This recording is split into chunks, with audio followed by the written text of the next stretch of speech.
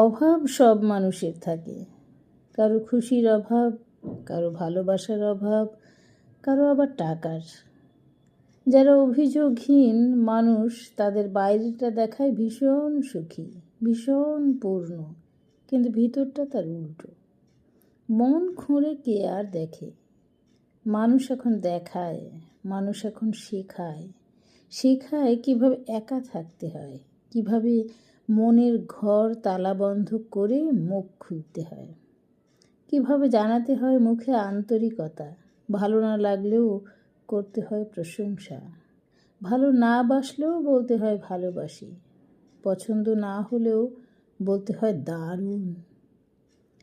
যেখানে অন্তরের কোনো অনুভূতি নেই অথচ যাকে বলা হচ্ছে তার আবেগ রয়েছে, এও কি এক ধরনের মূকাভিনয় নয়? দুর্গা বেরার কবিতা।